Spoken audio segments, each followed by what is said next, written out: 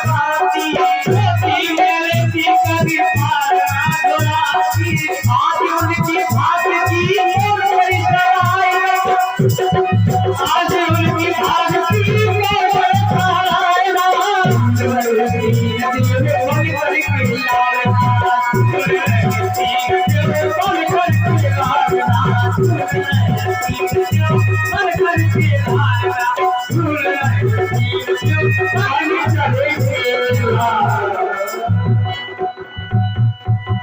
बोली शंकर भगवान की जय हो। बोली मैदानों बाबा की जय हो। आज जब तीनों देवता बेचारे वहीं पर फंस चुके हैं, अब मैया यहाँ पर तीनों देवियों को चिंता हो गई कि काफी दिन हो गए लौट के नहीं आए, तो वहां नारद जी फिर आ गए।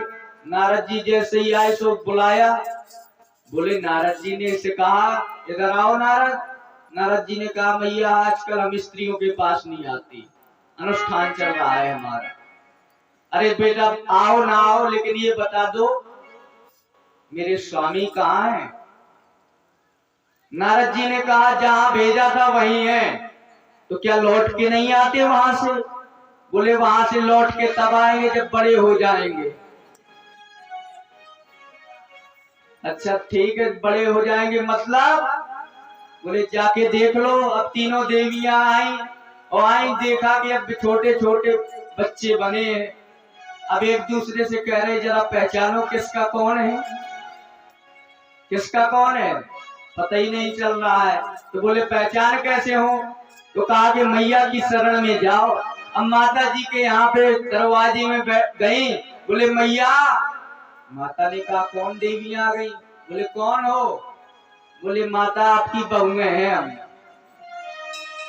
मैया ने कहा 6-6 महीना की लड़का और 6-6 फुट की बहुएं कहाँ से आ गई?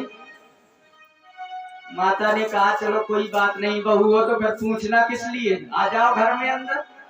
बहू ही हो घर की तो फिर बहू को घर में आने के लिए पूछना थोड़ी पड़ता है, आ जाओ। आ गई। शाम को करदम बाबा आए तो करदम बाबा ने भी समझ लिया कि ये तो अनुसुईया की ही लीला है। अब एक दिन माता अनुसुईया की सेवा कर रही थी, तीनों देवियां, तो लक्ष्मी जी के नेत्रों से आंसू आ रहे थे। लक्ष्मी जी ने कहा मैया ने समझ लिया कि निश्चित कष्ट है। लक्ष्मी जी ने कहा कि माता आप तो जानती हैं क्या कष्ट है हमें। अच्छा जानती हैं तुम, हम तो तुम्हारा कष्ट जानते हैं, लेकिन आज किया तो किया, अब आगे? बोले आज खाई तो खाई, आगे खाई तो राम दुहाई, अब ना कभी करेंगे, कभी परीक्षा ना दिलवाएंगे। भाई संसार में चाहे जिसकी परीक्षा लेने चले जाओ, लेकिन भक्तों की अगर परीक्षा लोगे तो बस में होना पड़ेगा, क्योंकि भगत के बस में है भगवान। भगवान भी भक्तों के वश में होते हैं। नारद जी से एक बार किसी से भगवान ने पूछा कहाँ रहते हो आप? तो उन्होंने कहा ना हम बसामी बैकुंठे योगी नाम हृदय चार। बोले ना तो मैं बैकुंठ में रहता हूँ, ना योगियों के हृदय में रहता हूँ। मैं कहाँ रहता हूँ? जहां मेरे भक्त रहते हैं वहां मैं रहता हूँ। मद भक्ता यत्र गायन्ति तत्र तिष्ठामि नारदः। नारद जी को बता रहे हैं कि मेरे भक्त जहां मेरी कथा को गाते हैं मैं वहां रहता हूँ। क्षमा किया कर दिया माता अनुसुईया ने। फिर इसके बाद प्रणाम करने के बाद तीनों देव जय जयकार करते हुए चले गए माता अनुसुईया के। और जब जय जयकार करते चले गए तो इस प्रकार से ये है पतिव्रता, ये है पतिव्रत का धर्म। कितनी शक्ति होती है पतिव्रत में। अगर भगवान भी आपके घर में बालक बन के आएंगे, भगवान को भी आपको मुक्त करना पड़ेगा। वैसे संसार को बंधन में बांधने वाले कौन है? प्रभु है, ईश्वर है। लेकिन अगर आपकी भक्ति उच्च कोटि की है तो भगवान भी आ जाएंगे। क्या यशोदा माता की भक्ति ही तो थी? यशोदा माता ने उखल से बांध दिया था। क्या भगवान किसी के बंधन में आ सकते हैं? नहीं, लेकिन यशोदा माता की प्रेम की भक्ति के कारण भगवान उखल में बंध गए। किसी ने कहा कि भगवान उखल में बंध गए, तो बोले बंधे नहीं, जो बंधे हुए हैं उनको छुड़ाने के लिए भगवान बंधे। बंधे कौन थे? नलकूबर, कुबेर के पुत्र थे, वो बंधे थे। तो भगवान बंधन में क्यों आए? अगर उनका भक्त बंधन में कोई पड़ा है तो भक्त के बंधन को काटने के लिए भगवान को भी बंधन में आना पड़ता है। और भगवान बंधन में तभी आते हैं जब भक्त के हृदय में भगवान के प्रति भक्ति हो। तो आज ऐसा अनुसुईया जी का पावन चरित्र। तो ये हो गई देवहूति मैया के कवन। अब आगे मनुष्य शत्रुपायाम कृष्णा कन्यासी, आकुति देवहूति, एक थी प्रसूति। प्रसूति का विवाह हुआ था दक्ष प्रजापति के साथ।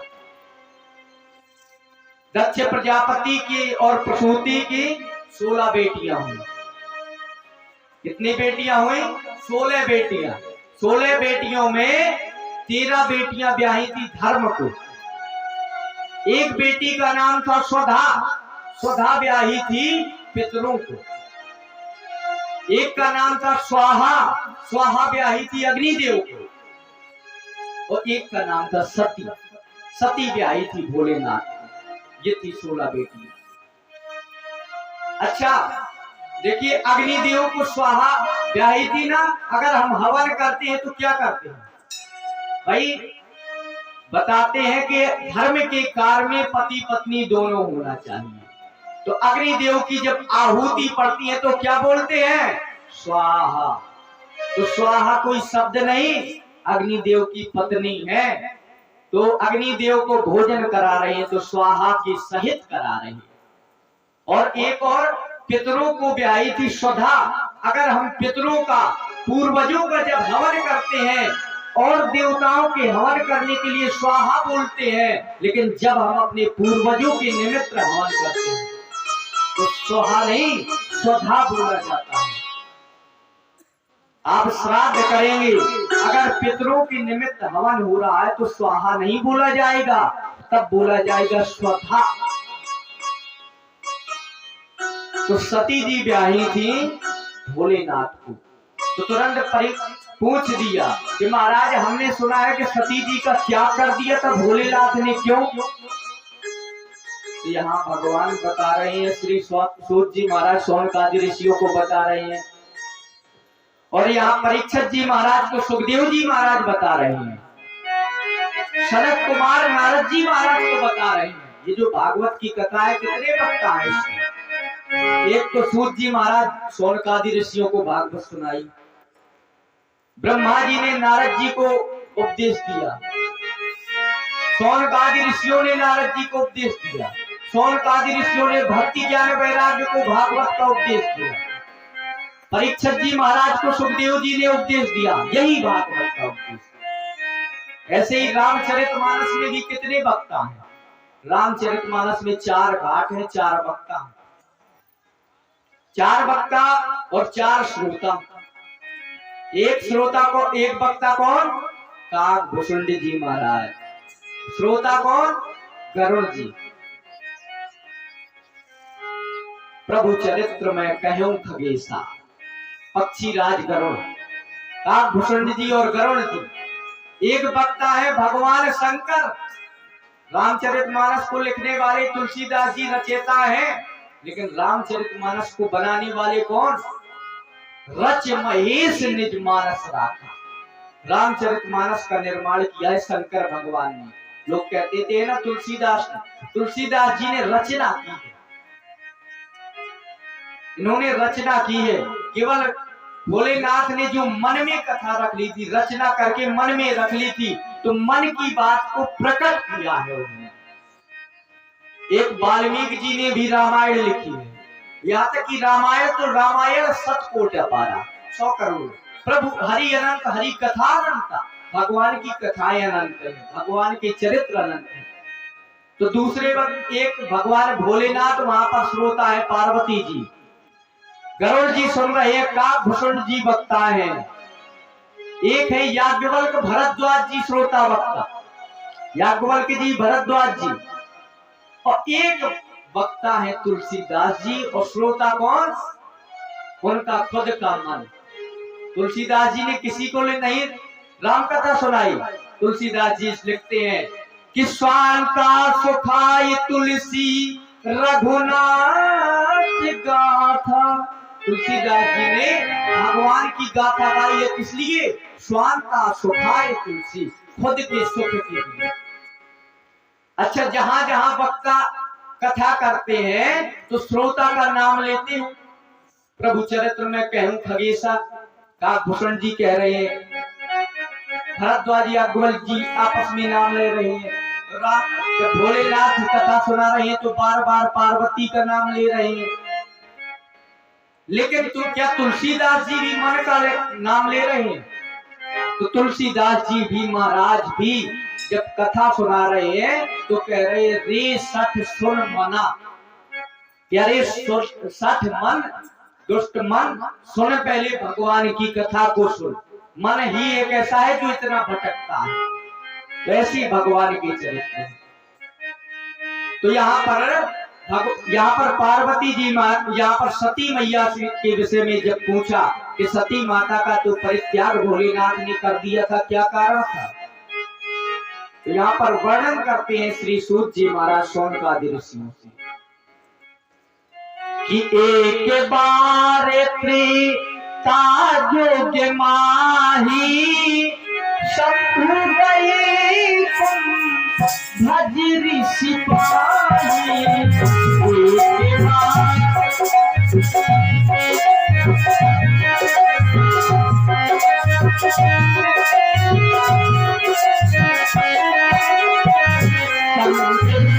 एक जननी भवानी पूजे ऋषिया ले स्वर जानी।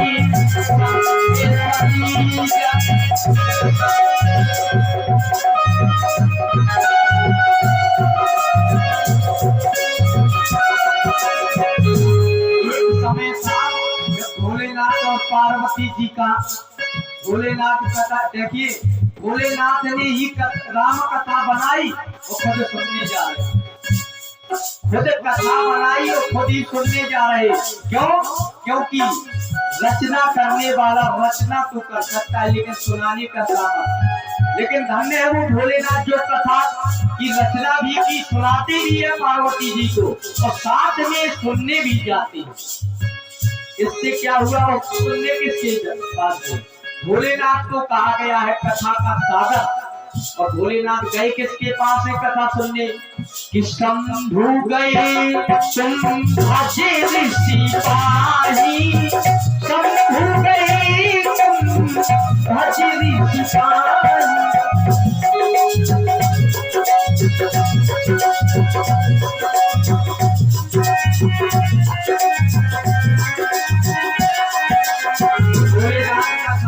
किसके यहाँ कुंभ कहते हैं घड़े को, यानी कुंभ कहते हैं घड़े को। अब भोलेनाथ है सागर, सागर खुद चलकर घड़े के पास जा रहा है।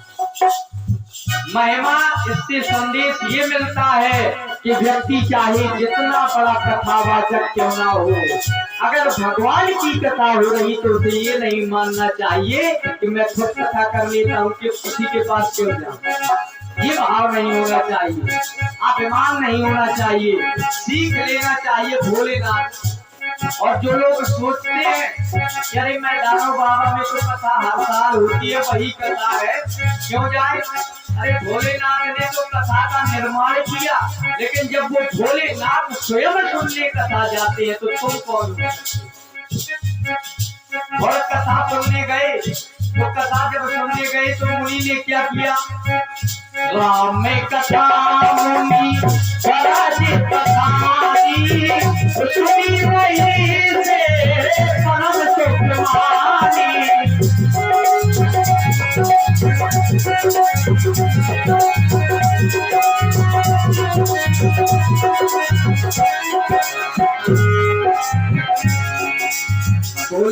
ने कथा सुनाई, भोलेनाथ ने कथा सुनी तो क्या हुआ, राम कथा मुनि फरज बखानी, राम कथा सुनाई उन्होंने, लेकिन सुनी किसने, पार्वती जी ने नहीं, सती जी ने नहीं सुनी, सुनी महेश, केवल भोलेनाथ ने सुनी।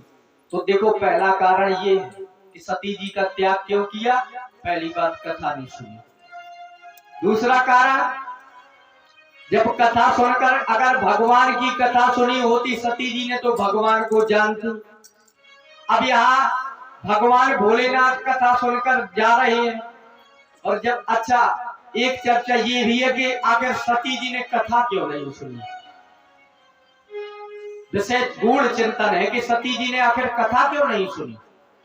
क्योंकि जब कथा के लिए सुनने गए तो जब भोलेनाथ पहुंचे तो पूजे ऋषि अखिलेश्वर जानी, उनने उनका पूजन किया। अगस्त जो कुंभज ऋषि थे उन्होंने भोलेनाथ और माता सती का पूजन किया। तो सती जी के मन में भ्रम हो गया कि कैसा वक्ता है जो श्रोता के चरण धुल रहा है। अरे हमने तो ये देखा है कि जो वक्ता होता है वो पूजनीय होता है, लेकिन यहाँ का वक्ता तो उल्टा है, वक्ता में उन्हें छोटापन दिखने लगा। सती जी ने वक्ता को बड़ा नहीं माना, छोटा मान लिया वहां पर। लेकिन वो भी संत भी जानते थे ये श्रोता नहीं है, ये शंभु है। शंभु के पास, शंभु हमारे पास आए हैं तो भले ही, अब जैसे मान लीजिए कोई व्यक्ति डीएम बन जाए, उसका पिता चला जाए, भले ही तुम डीएम हो, लेकिन जब पिताजी जब जाएंगे तुम्हारे पास तो पिताजी का तो सम्मान ही किया जाएगा। अब वो सोच ले कि अरे नहीं भाई हम जिला के पूरे अधिकारी हैं, पिताजी हैं तो वो भी तो जिला की जनता है, अब वो आके हमारा सम्मान करे तो पिता क्यों सम्मान करेगा। यही भाव यहाँ पर उन्होंने अगस्त जी ने सोचा कि ये तो शंभु आए हैं कथा सुनने तो हमारा सम्मान करना, लेकिन सती जी ने सोचा कैसा वक्ता है, अरे ये तो हमारा सम्मान कर रहा है। तो यहाँ मन में ये भ्रम हो गया कि वक्ता अच्छा नहीं है, और जहां आपने वक्ता को छोटा समझ लिया, समझ लो कथा आपकी गई, फिर नहीं कथा सुनने में मन लगेगा, फिर यही कहते रहेंगे कि यहाँ गलत कह दिया, अरे ऐसा लिखा है ऐसा। अरे भाई हरि अनंत हरि कथा अनंता। तो यहाँ सती माता ने भ्रम कर लिया कि ये वक्ता अच्छे नहीं है, ये तो हमारा सम्मान कर रहे हैं, और सम्मान उसी का किया जाता है जो सम्माननीय होता है। और सम्मान क्यों ना करे संत, अगस्त बाबा क्यों सम्मान ना करे, क्योंकि वो कोई साधारण नहीं, वो राम कथा सुनने आए, भगवान के भक्त हैं, तो भक्त का सम्मान तो हर जगह होता है। सती जी ने जब उनका मन में ये पहला भ्रम सती जी को हो गया कि ये वक्ता अच्छे नहीं है, दूसरा कथा नहीं सुनी, तीसरा जब कथा सुन के चले आ रहे थे तो हृदय विचारत जाते हर के ही विधि दर्शन हो। अब भोलेनाथ हृदय विचार रहे थे अब कौन विधि से भगवान की जिनकी कथा हो रही है उनके दर्शन हो जाए तो आनंद आ जाए। तब तुरंत भगवान ने लीला की, गुप्त रूप अवतर्यो प्रभु मरम न जाना कोई। गुप्त रूप से आ गए सती जी, मरम नहीं जान पाई कि कौन। तुरंत ही भोलेनाथ ने प्रणाम किया, मन से प्रणाम किया, और जब प्रणाम किया सती जी ने सोचा कि ले ये शंकर भगवान, शंकर जगत बंद जगदीश, हमने तो ये जाना शंकर भगवान संसार के देवता है, तो ये राजा के लड़कों को प्रणाम कर रहे। फिर भ्रम सती जी, फिर भ्रम कि शंकर जगते बंधे जगदीशा, सुर नर मुनि सब नावत सीसा।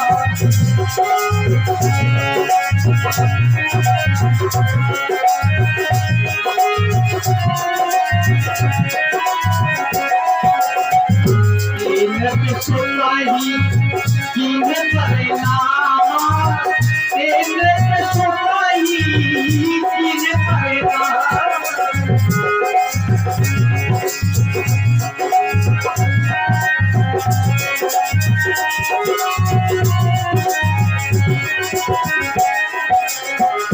अब सती जी सोचने लगी कैसे, हमने तो माना है कि शंकर जी संसार के हैं, तुम त्रिभुवन गुरु वेद बखाना